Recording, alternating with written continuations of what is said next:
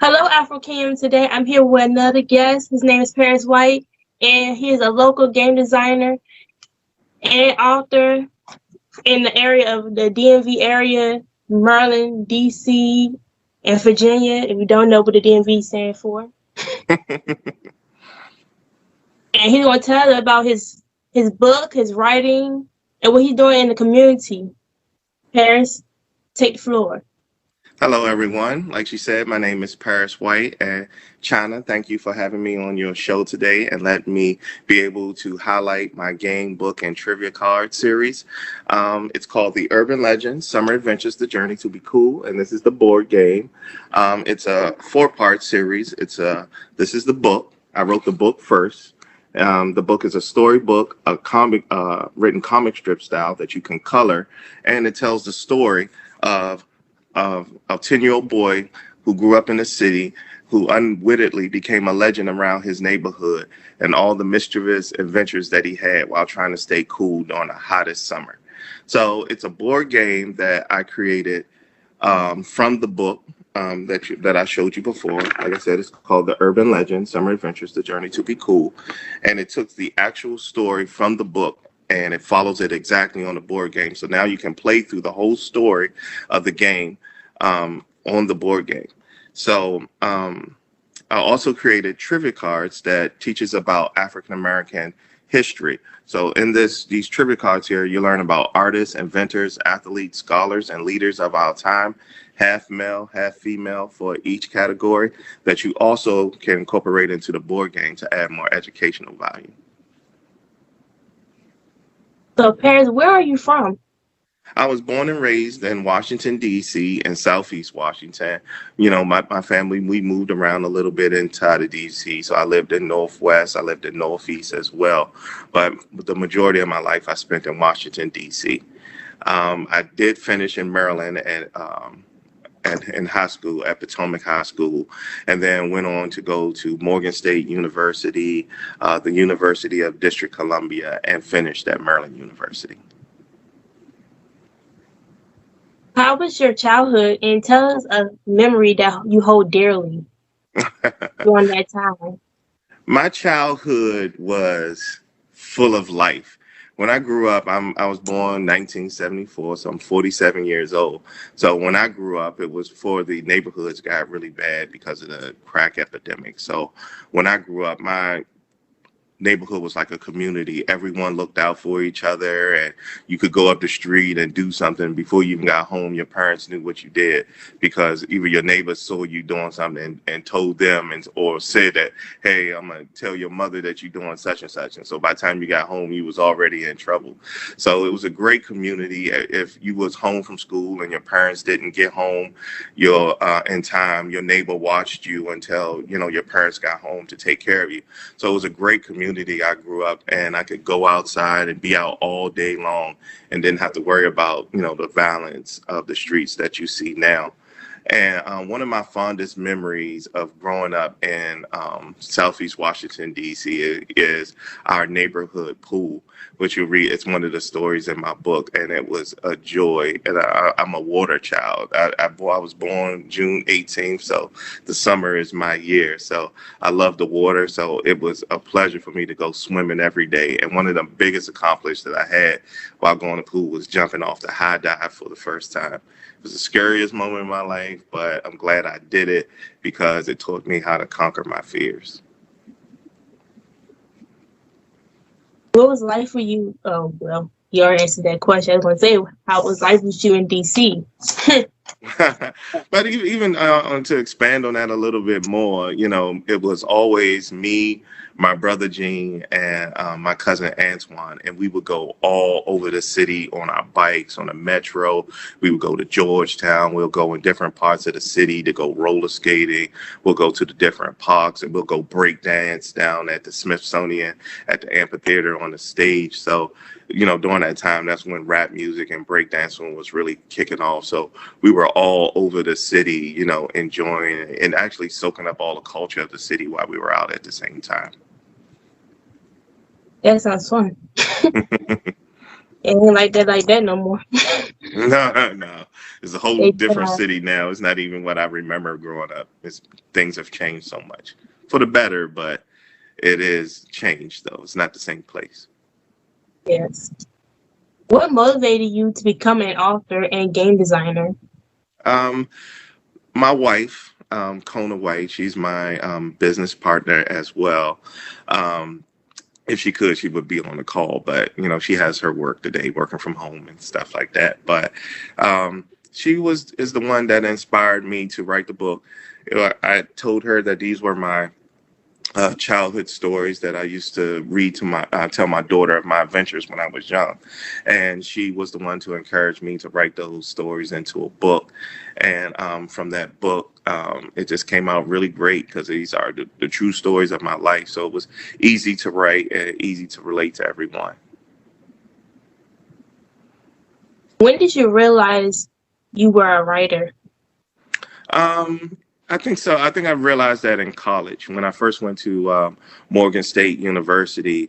I was taking my basic English classes, and then the teacher told me that everything I write, no matter what I write about, just seemed like I was telling a story instead of writing a paper on it. So she encouraged me to take creative writing classes, and from those creative writing classes, I developed a taste for poetry and writing. So I started writing poetry and short stories, and from that gave me my first real experience with writing. And then I went on further on to do like poetry contests at Bus Boys and Poets, and another one at American University. I won a competition there. So once I got a taste of that, I could write something that people really enjoyed what I write. It kind of just took over from there.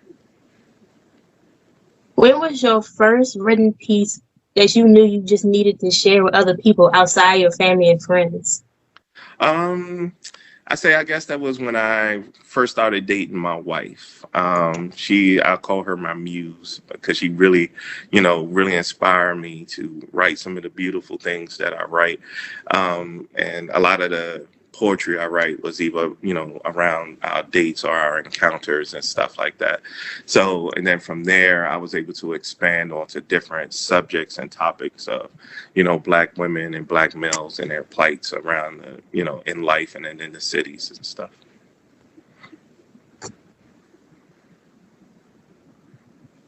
Why is your book the urgent? I'm so sorry. Okay. God talk fast at the same time. Why is your book the urban legend, the journey up to be cool, and must read? Oh, because it's a must read because it tells a really, really funny story about the adventures that I had growing up. I'm talking about from being chased from by neighborhood dogs that a lot of us can relate to building a go-kart to go down the steepest hill in your neighborhood, and just the funny adventures of how it was like if most people, that older people, would transport them back to a time of their childhood, or even kids now, they can relate in some type of way of being outside and having adventures.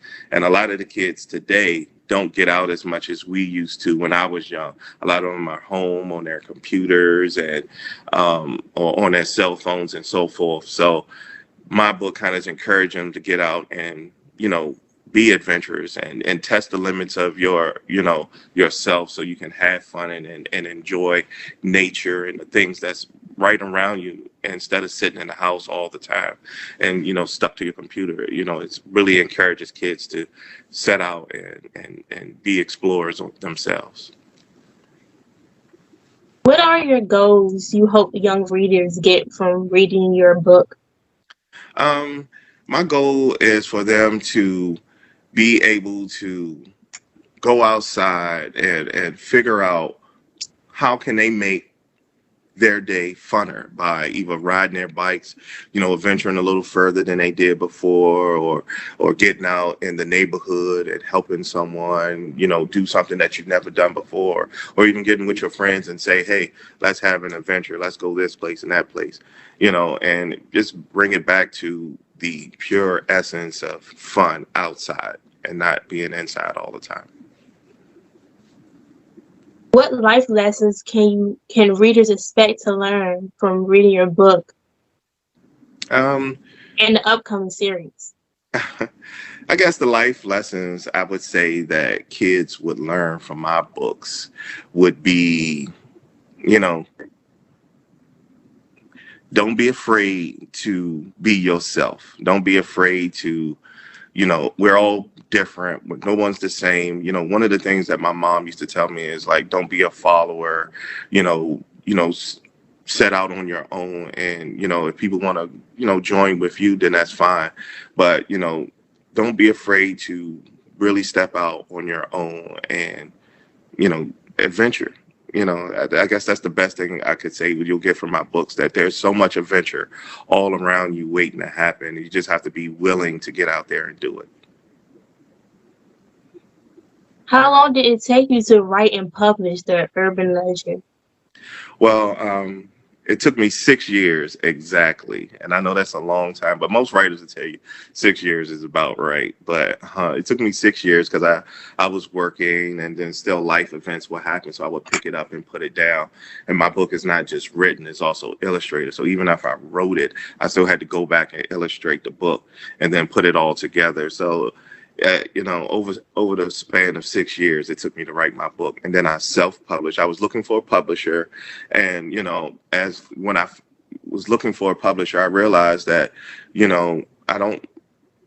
It's good to have a publisher, but if you can publish it yourself and immediately market your book yourself, and market yourself, that you can sell it just as well as a publisher can. They may have more reach and stuff like that, but starting out on your first book, to invest the money into a publishing company and stuff like that is kind of, working backwards when you can still work through a publisher, but you can self-publish first, let your book get some traction, then you can publish later. What made you decide to turn your book into a board game? About halfway through the book, I guess 4 years into writing a book, me and my wife wanted to go out and get a new game. We were tired of playing games like Monopoly, Trouble, Sorry. We had these games for over 40 years in our house. I'm 47. I've been playing it since I was small. And so is my wife. Even Uno is dated at this point. So, the family games just wasn't that fun. So we wanted to go out and get something new.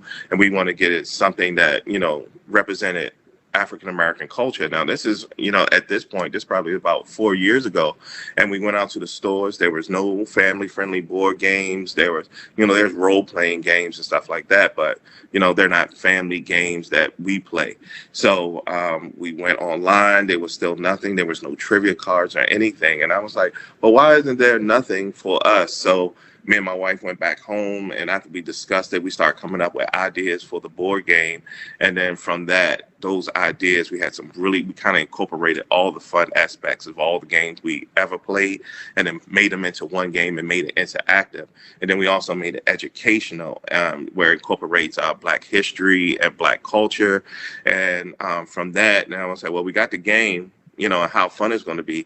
So what I did was take the story of the book and used it as the background to complete the game. And it came out to a wonderful piece of art that I drew, and it just came out to a great product altogether. Did you ever think you would ever become a game designer growing up? I did not. That was not on the scope of things that I had to do. When I grew up, I wanted to write comic strips. I used to read the Sunday paper. I used to read the paper every day.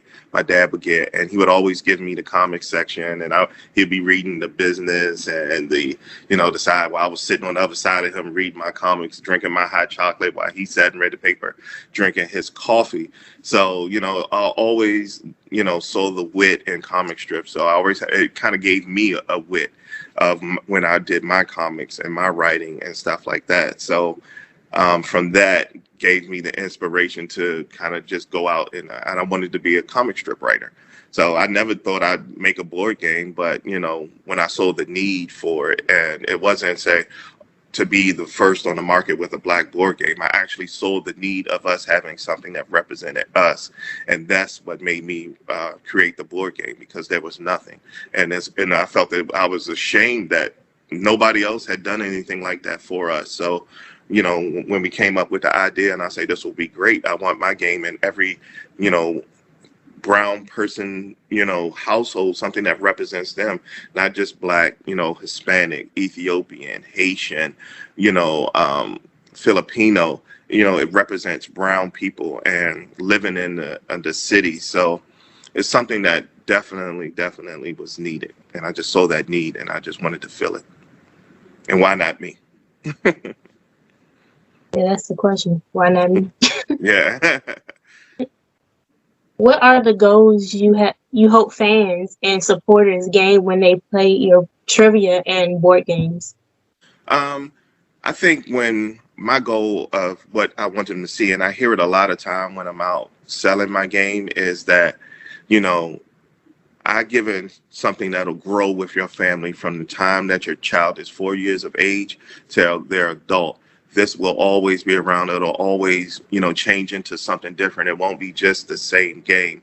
It'll start out as a Candyland style play game that turns into a Monopoly style game that then incorporates the trivia card. So your child is learning at all phases of their development, because it also encourages the kids to read the board game, and reversely encourages kids to read the story of the board game.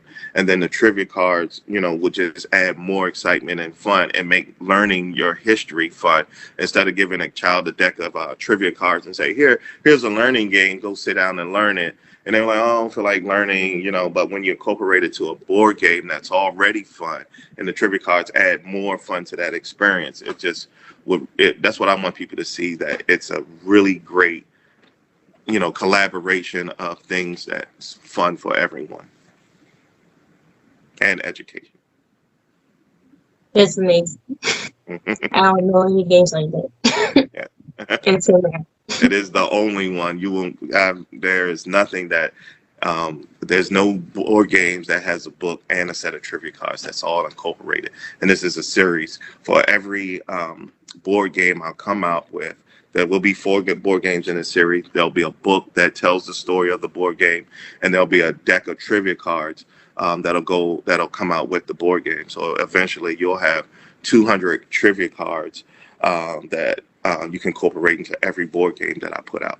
So no matter if you like the entertainment deck, or you like the Black History deck, or the African American first deck, or this first deck that's out now is African American Top 10. Whichever deck you feel as though you want to have with your family and incorporate into your board game, you have that choice. That's amazing. In the story and on the board game, you mentioned the neighbor's dog, Fluffy, aka Chewbacca, Yes. and how vicious he is towards many kids in the neighborhood. Mm-hmm. Tell me one of your interactions with Chewbacca. Okay, the story of the real life Chewbacca is, and ironically, he was the mailman's dog. He wasn't even just a neighborhood dog running around. The mailman walked around with this German Shepherd, and I was a bad kid. I wasn't the best kid, the nicest kid.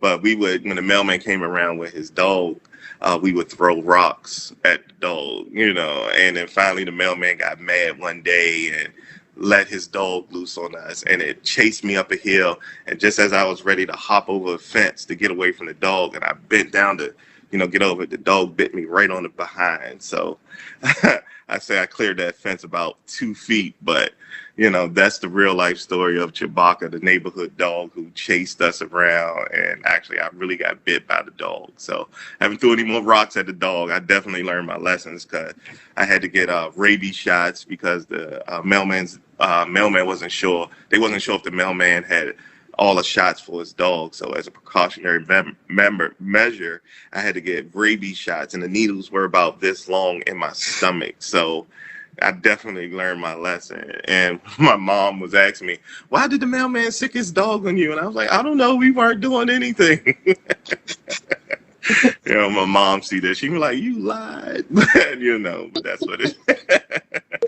But, I haven't told her the real truth to this day, but that's really what happened.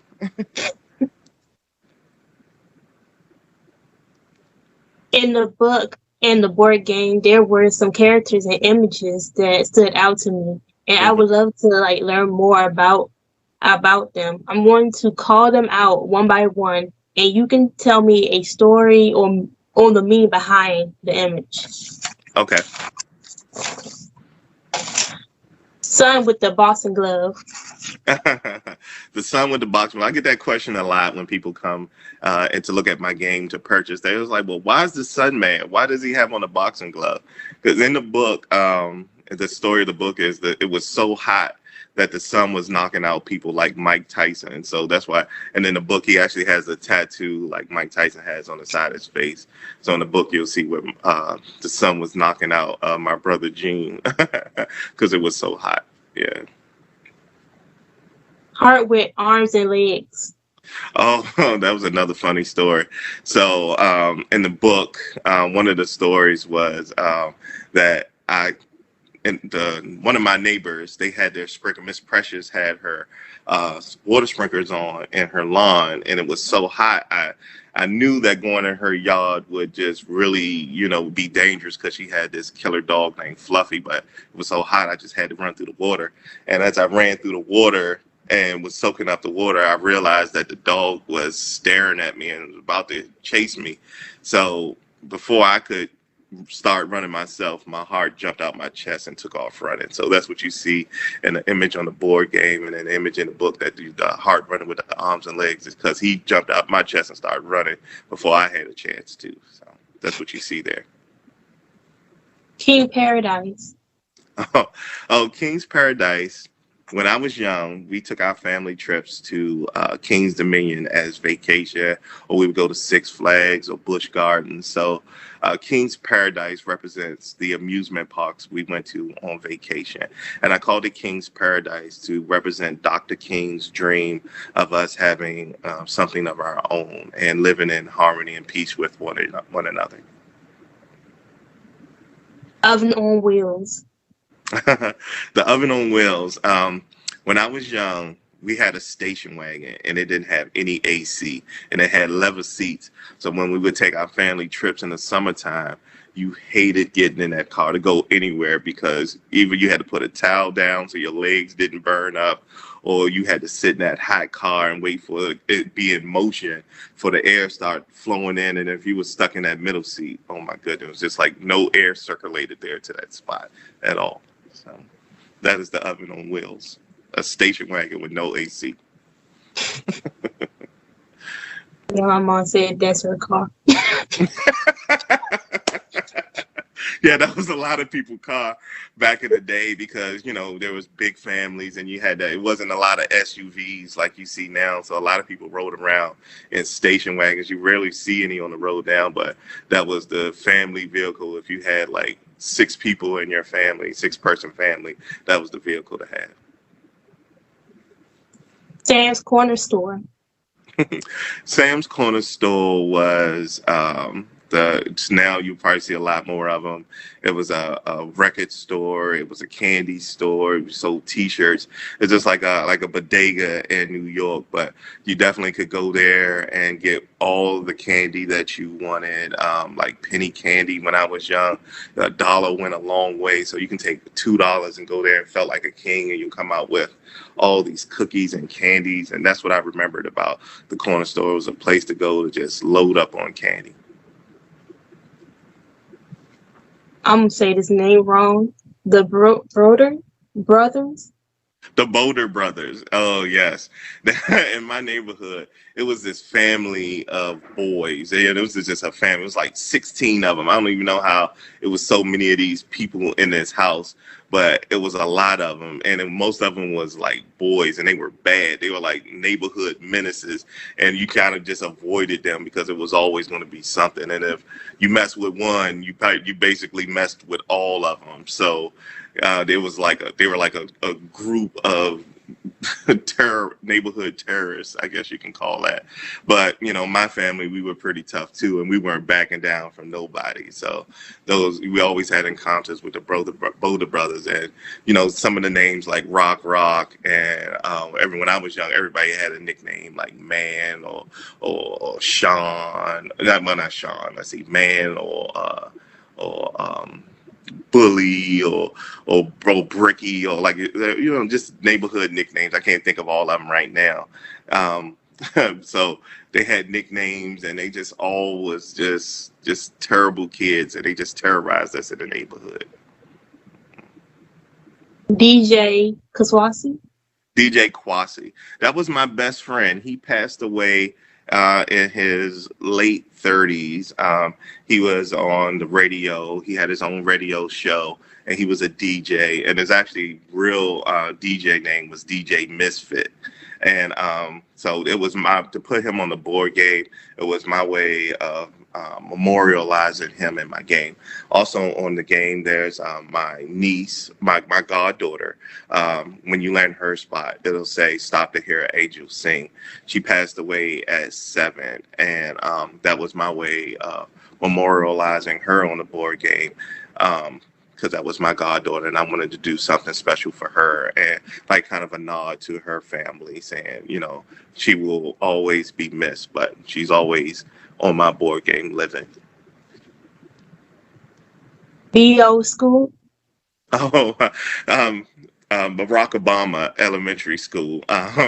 That's what the BO stands for, but it's also a play on body odor. So I didn't want to get in trouble for using Barack Obama's name. So I put BO School. So, but it's also a play on body odor. So if somebody asks me, is that BO stand for Barack? I'm like, no, that's body odor. So I don't get in trouble. But it's actually my real life elementary school that I drew.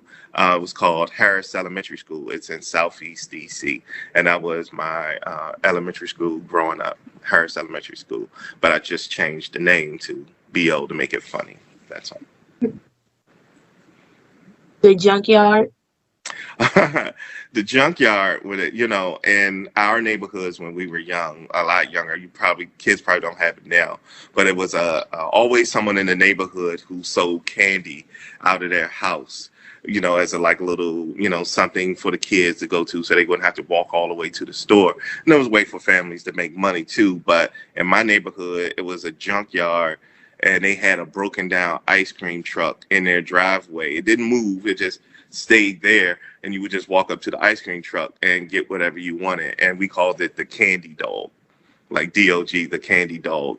So, and that's what it had on the side of it. And a lot of people who grew up in Southeast know the candy dog, So somebody watching this, they were like, oh yeah, that's what it was. A ice cream truck on the side of the house that you can walk up to and just get your candy right there on the way to school. So it was great.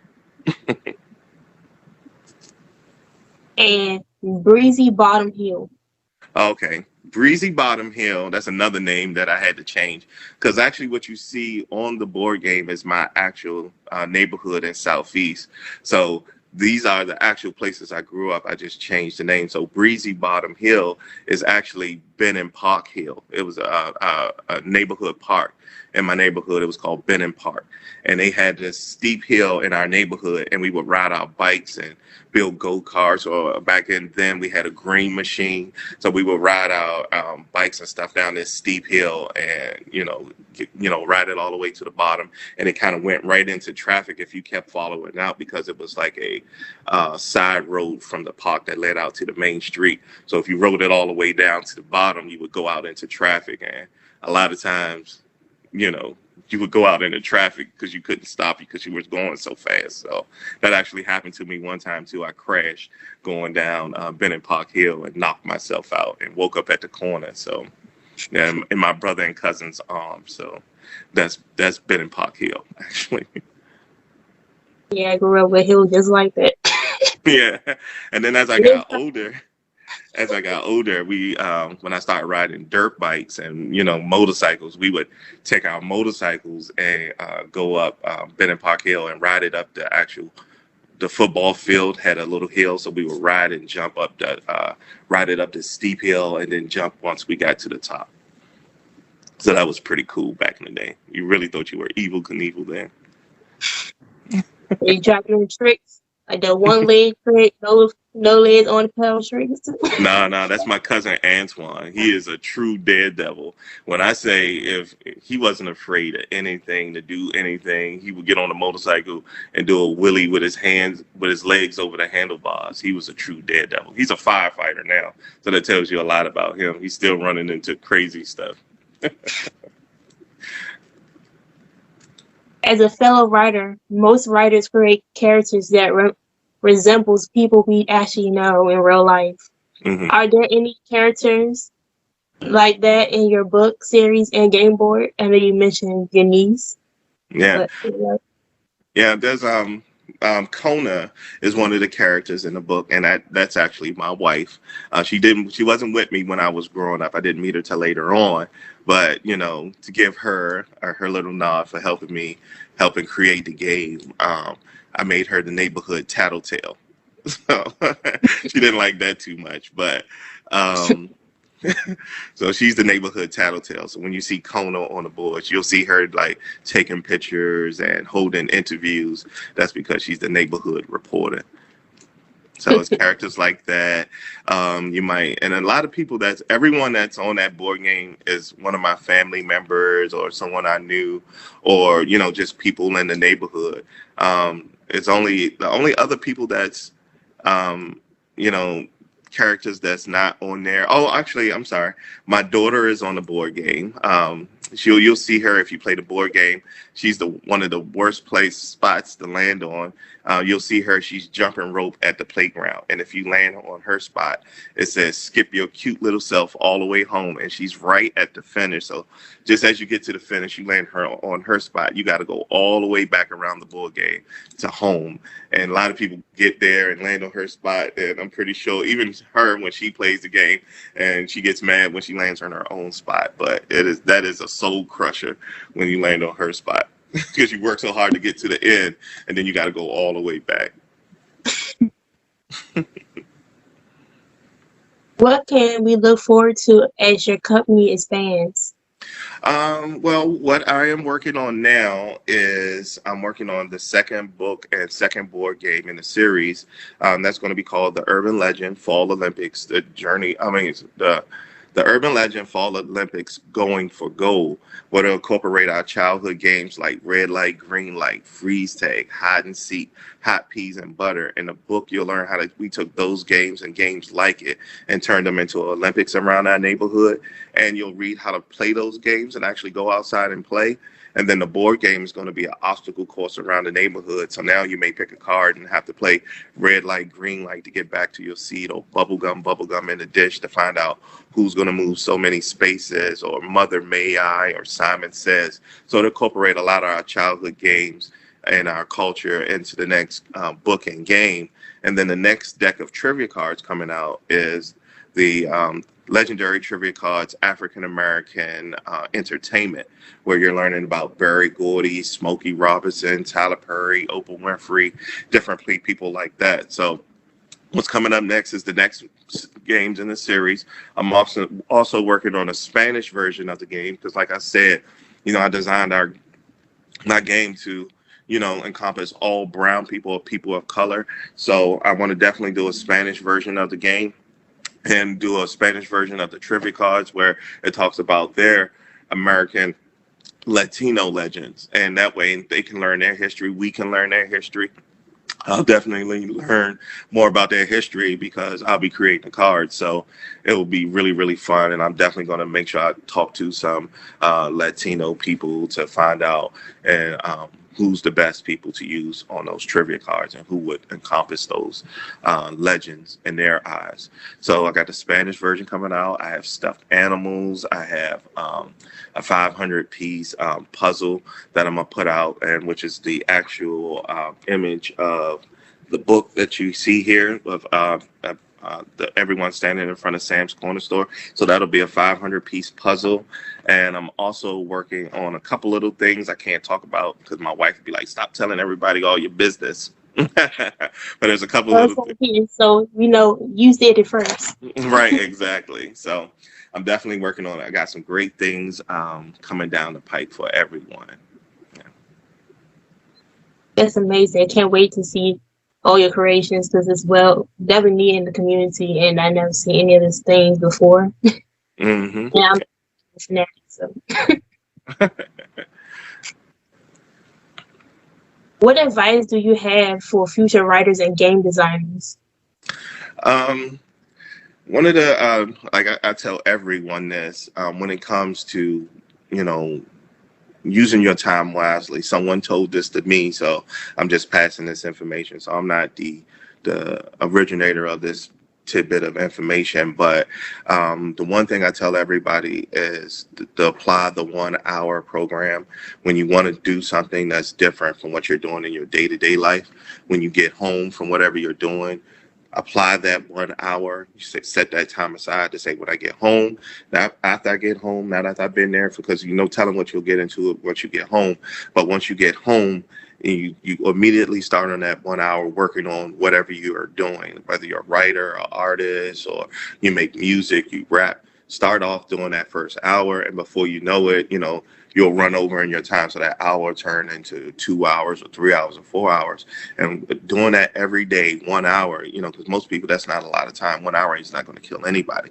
But, some days you may not be able to do that 1 hour. But if you apply that 1 hour, you'll see that, you're accomplished. You can actually put, okay, in that 1 hour, I got this done. And this next day, I did another hour and I got this done. Or I put in 4 hours this day and I got all of this done. Next thing you know, whatever you're doing, you're either better at it or you've completed it or you've got a huge milestone out of your way and what you want to do. So that 1 hour method a day when you get home makes a lot of difference when it comes to getting stuff done. Like when you ask me how long it took to write the book, it took me 6 years. But as soon as I finished at the book and was selling the book and I started working on the game, I applied that 1 hour method. And in 6 months, I had illustrated the game. I had came up with the gameplay. I was able to scan the image into the computer, add the color, figure out, add more things to it, incorporate, the trivia card gameplay to it. So it was in 6 months I was done with the game, and then for the next 3 months I took that time to find people that could produce my game. I even produced it myself for a short time just to see if it would have been cheaper. But once I found a great production company, I was able to get it done, and that was just still applying that 1 hour method. And then I used that same method when I created my trivia cards, and that took less than a week to get it all done, because at that point I was really used to coming home using that 1 hour method to get the trivia cards done, and I was able to knock those out in a week. That's great advice. I need that advice myself. How are you involved with the urban and the DMV communities? Well, this summer I was definitely involved. I taught at Kramer Middle School through an art program called Guerrilla Arts, a great program. Through that program, I was able to go into the school and work with middle school kids and taught them how to become young entrepreneurs themselves, taught them marketing. I taught them how to find their mastery skill, which is your God-given talent that you have, and try to focus on that and focus your attention on that to master it. I was able to, one of the things I didn't want to, my wife always don't talk about, is through the school, I was able to come up with a outside virtual board game that we played. Let's see. Another thing that I did in the community recently, I mentored, and I still mentor out in Annapolis, Maryland, with troubled youth in their communities out there. So I was able to give back that way. I'm now working with PG Parks and Recreation real soon, so I can start going in and teaching the youth the same thing there. I'm also working with the Urban League now, Greater Washington Urban League. I have just in beginning stages of that, but that's about to be real promising because they have such a reach through all the cities in the United States. So that'll be, something really exciting coming up real soon. What type of impact you hope your book series and game create among the Black, the brown, and the urban communities?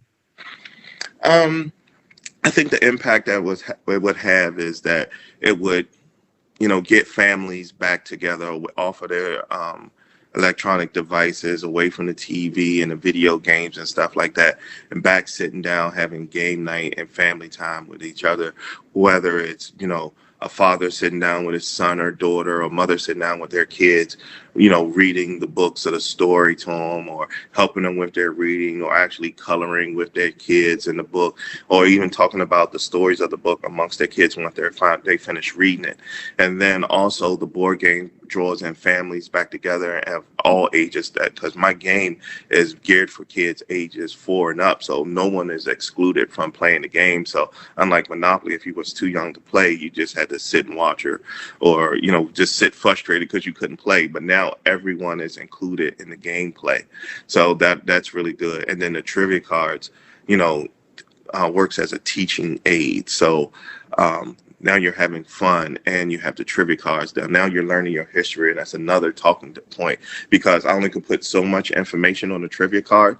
So it encourages kids and, everyone to look further into some of their favorite people throughout history, like Simone Biles, like Florence Griffith Joyner, like Ida B. Wells. So now, you can say, okay, well, another thing that is important to know about my trivia cards, none of my cards have death dates. So if that person is alive, they're alive. If they pass, the only way you would know about it if you did your research and found out, because there's definitely people like Thurgood Marshall, Duke Ellington, and stuff like that. But it's up to you to learn more, and I kind of left that open because I want people to, be able to, teachers to be able to issue out the trivia cards and say, hey, do your book report on one of these persons that you got the card from. And then from that information, that basic information, that is just a start for you to explore more into that person's life and their career. So it's encouraged for them to learn to seek out that other information. Why should we support you and the company and your company? I would support me because there's nothing else like this that's educational, fun, and interactive for your kids out there. My games are clean fun. There's no cursing. There's no bad words. So it's pure family fun, and it's scalable, and then it grows with your child. So you got to think of it as something that will be around for generations to come. So it's a great investment. So, even if you find all the picture items on the board game, you still can play with the one deck of cards, or you can add more decks to the card to create a new experience. So it is something definitely that will be timeless and won't age, because it'll grow with you as you're growing. As your knowledge grows, it'll grow with you. How can the Afro Kingdom and others become involved with the urban legend legacy? How they can become involved, support, definitely. That is the main way, and spread the word. A lot of businesses, Black-owned businesses, don't get enough light shined upon them because, one, we don't support each other, and two, you may get it, but you might not tell your friend about it. So, it's going to take us spreading the word and getting the word out there of something that's really, really great for our families, and something that's going to be positive influence and a positive impact on everyone. So it's going to take all of us, getting the word out there. Definitely, work on my part, to get it out there beyond. But, I still need everyone's help to turn it into something great, and something and for everyone to see how great it really could be. And for the last question. Yes. Who is Paris White without the labels? Anyone who knows me know I am a goofball. I don't like being bored. I don't like to be in a room when it's quiet. I like to really, engage people. I'm really personable. I'm a Toys R Us kid. People ask me, what is a mantra that I live by? And that mantra is, I don't want to grow up. I'm a Toys R Us kid, forever. So, the simple joys in life I enjoy. I love going to the park. I love riding my bike. I love getting out in nature. I love going on adventures. I love travel. So Paris is the type of person that's gonna. You want to go? I'm with you. If there's something you want to do, I ain't afraid to do it. I'm gonna get out there and do it, and I'm gonna have fun doing it, and we're gonna have fun together. So definitely, everything I do is super fun. So there's no way that there's anything that I could put my hands on that people wouldn't enjoy. Wasn't that amazing, Afro Kingdom? Paris, you're doing great things, and I know you better be big very soon. I can already sense it, so I'm glad I'm gonna be one of the first ones to know you before you get big, because then everyone will want to know you. Yes, definitely. And I thank you for having me on your show. You are a truly wonderful person, and I think this was a great way to get the word out. I appreciate it. And thank you for being a part of it. Okay. So how can my followers follow you or on your social media? Okay, so if you would like to get the game, you can go to the urbanlegendseries.com, all one word, and that is my website where you can order the game, book, and trivia cards. My social media on Facebook and Instagram is the Urban Legend Series, all one word. So definitely can reach out to me on any of those platforms, whether message me or just send me an email. And that my email is theurbanlegendseries@gmail.com. So everything's really easy to reach out to me. So that's what it is. Definitely reach out and I'll get you your games as soon as you put your order in. Afro Kingdom, all of this information will be in the description box, so don't forget to check out the description box before you like this video. Okay, I'm sorry. Really, one more thing real quick. If you go to my website, you'll see a list of stores. There's 12 stores and 4 art galleries that host my game. You can look at any one of those stores and go to them and pick up my games there as well. You heard that? Get your games today. Thank you, Paris, again. And this is a nice chat, and this is definitely going to help the community know what is out there. Because I know I'm getting tired of playing the same video game, same games that I've been playing since I was 8. And I'm like, I want to switch it up now, like change the color or something. But now you can have a game that grow with you and bring out the old games that have some people go back outside. Because I'm like, I try to show my sister how to play video games, how to play games like we did outside with the ball, 4 squares. They're like, what is 4 squares? I'm like, come on, it's only like you make little 4 blocks of the road on the sidewalk and you get the ball and bounce it once. It's funny. They have it's funny. Me and my wife, we drive through the neighborhood on Saturday morning, Saturday noon, 2, 3 o'clock, 4 o'clock, 5 o'clock, 6 o'clock. There's no kids outside. Where's the kids? It's like a ghost town. No one's outside. No one's out riding their bikes or anything.